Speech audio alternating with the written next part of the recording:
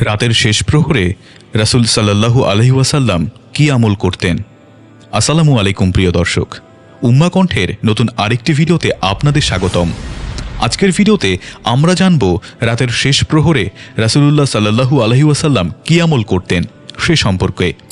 তার আগে আপনি যদি আমাদের চ্যানেলটি সাবস্ক্রাইব করে না থাকেন তবে এখনই সাবস্ক্রাইব করুন। চলুন ভিডিওটি শুরু করা যাক। রাতের শেষ প্রহরে রাসূলুল্লাহ সাল্লাল্লাহু আলাইহি ওয়াসাল্লাম দীর্ঘ সময় আল্লাহর জিকির করতেন ও দোয়া করতেন।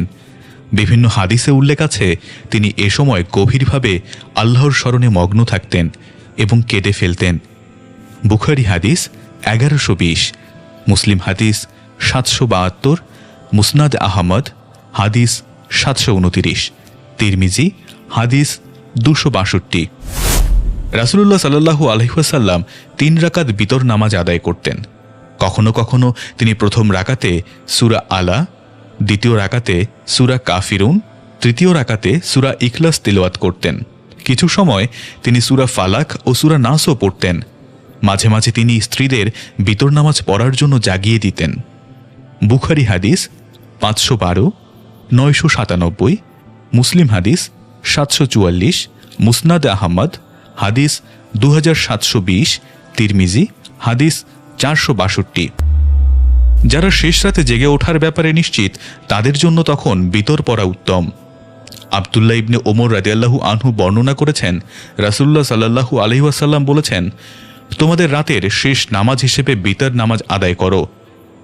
বুখারী হাদিস 998। তবে যারা শেষ রাতে ওঠার বিষয়ে নিশ্চিত নন তাদের ঈশার নামাজের পরই বিতর পড়ে নেয়ার পরামর্শ দেয়া হয়েছে। আল মুহিতুল বুরহানি 265, ফতোয়া খানিয়া 244, ফাতহুল কাদির 409।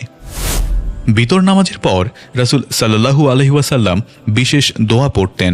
তিনি 3 বার বলতেন, সুবহানাল মালিকিন কুদ্দুস, যার অর্থ হল মহামালিক, মহাপবিত্র সত্তার জন্য মহিমা। তৃতীয়বার তিনি দোয়াটি লম্বা করে পড়তেন। মুসান্নাফ ইবনে আবি শাইবা হাদিস 6943, তিরমিজি হাদিস 3566, মুসনাদে আহমদ হাদিস 15354। জীবনের শেষ দিকে রাসূল সাল্লাল্লাহু আলাইহি ওয়াসাল্লাম প্রায় প্রতি রাতেই জান্নাতুল বাকি কবরস্থানে যেতেন এবং মৃতদের জন্য দোয়া করতেন।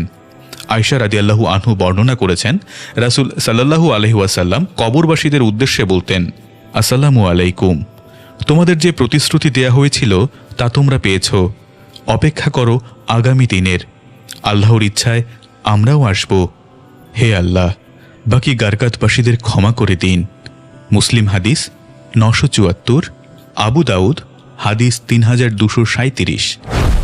রাসূলুল্লাহ সাল্লাল্লাহু আলাইহি ওয়াসাল্লাম মাঝে মধ্যে তার মেয়ে ফাতিমা রাদিয়াল্লাহু আনহু ও জামাতা আলী রাদিয়াল্লাহু আনহুকে রাতের নামাজের জন্য জাগিয়ে দিতেন।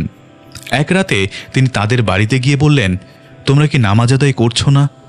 আলী রাদিয়াল্লাহু আনহু উত্তরে বললেন, আমাদের আত্মাগুলো তো আল্লাহর হাতে, তিনি যখন ইচ্ছা করবেন তখনই জাগিয়ে দেবেন। রাসূলুল্লাহ সাল্লাল্লাহু আলাইহি ওয়াসাল্লাম কোনো উত্তর না দিয়ে চলে যান এবং প্রতিমধ্যে বলেন, মানুষ অধিকাংশ ব্যাপারেই বিতর্ক প্রিয়। বুখারী হাদিস 1127, মুসলিম হাদিস 7775। রমজান হোক বা সাধারণ দিন, রোজা রাখার নিয়তে রাসূলুল্লাহ সাল্লাল্লাহু আলাইহি ওয়াসাল্লাম শেষ রাতে সাহরি খেতেন। তিনি বলেন, সাহরি খাও, কারণ এতে বরকত রয়েছে।